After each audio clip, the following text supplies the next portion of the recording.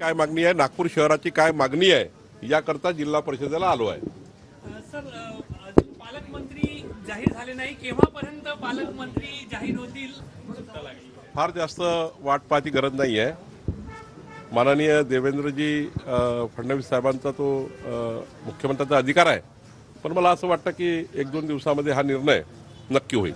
Sir, Nagpur जिल्ह्यामध्ये जात प्रमाणपत्र देण्यासंदर्भात दिरंगाई होत आहे। हिंगणा तालुक्यामध्ये शेषनगरमध्ये अनेक पारधी विद्यार्थिनी अशा आहेत की जे शिक्षण सोडण्याच्या मानसिकतेत पोहोचले, कारण ग्रॅज्युएशन कंप्लीट व्हायला आला मात्र 2-2 वर्ष झाले अर्जावर कारवाई नाही झाली। मी त्यांची आजच बैठक घेणार आहे आणि या बैठकीमध्ये ज्या अधिकाऱ्यांनी पारधी समाजावर जाणीवपूर्वक कास्ट सर्टिफिकेट देण्याकरता अन्याय केला असेल त्यावर निश्चित कारवाई मी करणार आहे। दिरंगाई केली असेल काही अधिकारी? कारवाई करणार आहे।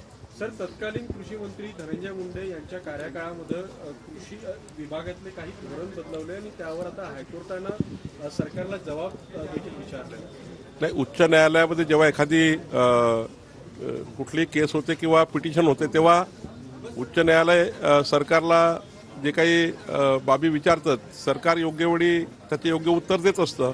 मला वाटतं की सरकार या ठिकाणी जे काही धोरण बदललं असेल किंवा जे काही काळाची गरज असेल सरकार त्याचं उत्तर देईल।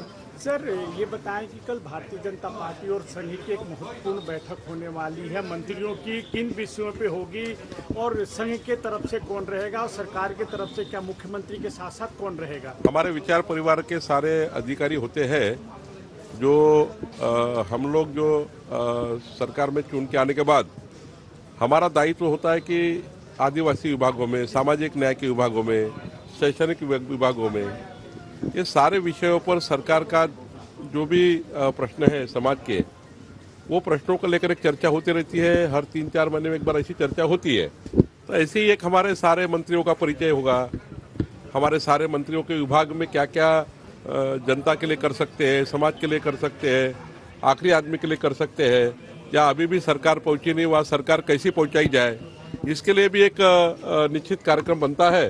तो मुझे लगता है ये बहुत मार्गदर्शनपूर्ण बैठक होती है। इसमें जो मार्गदर्शन मिलता है ये समाज के लिए और राष्ट्र के लिए हितकारक होता है। सर, विपक्ष नमस्कार मित्रों, आपण बघताय MS24 मुंबई। बघत राहा। मी सुनील पाल, तुमचा कॉमेडीचा लाल। I like it.